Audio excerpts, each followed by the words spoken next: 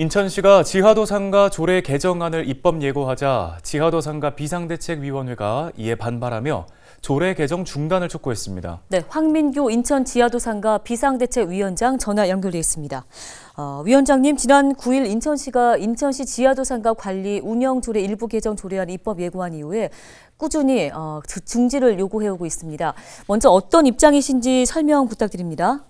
입법 예고 중지 요구에 대한 임차인들의 생각을 간단 명료하게 말씀드리겠습니다.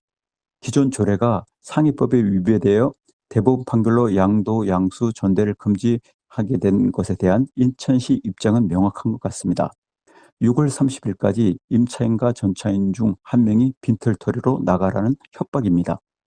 인천시 조례에 따라 수억 원을 주고 산 임차인이 전 재산을 잃고 벼락거지가 될 수도 없고, 권리금에 가족들이 생계까지 걸려있는 전차인들을 한순간에 길거리로 나앉게 할 수도 없는 현실을 인천시는 강행하려고 하는 것이죠. 임차인이든 전차인이든 지하도상가 점포 하나는 목숨줄이자 생명줄인데 둘이 협의하여 하나는 죽으라고 강요하고 있습니다. 입법 예고에 대한 중지 요구는 새롭게 입법 예고한 인천시 지하도상가 관리운영 조례 일부 개정 조례안이 임차인뿐만 아니라 전차인도 전혀 구제하지 못한다는 사실입니다. 이런 탁상 공론이 어떻게 나왔는지 되묻고 싶습니다. 지하도상가에 대한 무지에서 나온 발상이라고 생각됩니다.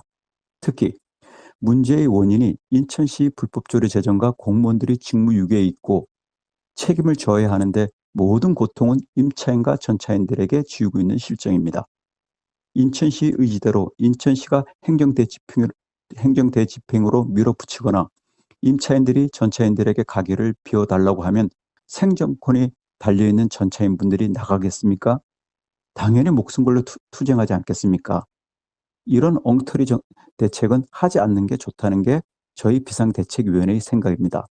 담당 공무원들이 수시로 바뀌니 업무 파악도 안 되고 이해가 부족한 것도 문제라고 말씀드릴 수 있습니다. 네, 인천 지하도상가 임차인들 이달 21일 용산 대통령 집무실 앞에서 대규모 집회를 진행할 예정인 걸로 알려졌는데요. 어떤 계획을 세우고 계신가요? 2월 21일 용산 대통령 집무실 앞 생존권 투쟁 총집회는 인천 지하도상가 임차인들에게 큰 의미가 있습니다. 여러 가지 이유 중에 몇 가지만 말씀드리겠습니다. 첫째, 인천 지하도상가 문제의 규모가 너무 커 인천시만의 힘으로는 어떤 보호 대책도 강구할 수 없기 때문입니다. 그것을 증명하는 것이 인천시가 내놓은 임전차인 보호 대책 입법 예고안입니다. 둘째, 지하도상가 문제는 인천시만의 잘못이 아니라 행정안전부, 감사원, 국민권익위원회 국무총리실 등 국가의 직무유기와 불법이 복합된 문제이기 때문입니다.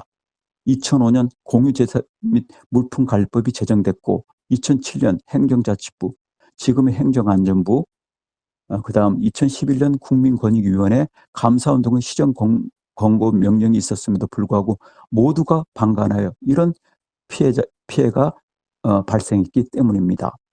셋째, 인천 지하도상가 문제가 빨리 제대로 해결되지 못하면 수많은 임차인들, 전차인들이 죽을 수밖에 없는 구조입니다. 전 재산을 잃거나 장사를 하지 못하면 수만의 가정이 해체되고 극한의 상황에 처할 수밖에 없습니다. 이것을 제대로 해결하려면 불법조례 제정과 직무유기로 인한 중앙정부기관들의 역할이 중요하기 때문입니다. 인천시는 할 수 없지만 중앙행정기관들이 협력하면 생각보다 빨리 연착륙할 수 있는 방안을 찾을 수 있기 때문입니다. 그렇다고 저희들이 특혜나 사회적 형평성에 어긋나는 것을 요구할 생각은 전혀 없습니다. 아무리 많이 보상받더라도 손실이 50%도 받기 쉽지 않음을 알고 있기 때문입니다. 21일 용산 대통령 집무실 앞 집회는 죽음의 파티로 명명했습니다. 영정사진 등 세상에 알릴 수 있는 수단과 방법을 총동원하여 국가를 고발하겠습니다. 21세기 최대의 사기극을 국가가 저질렀음을 전 세계에 전할 생각입니다.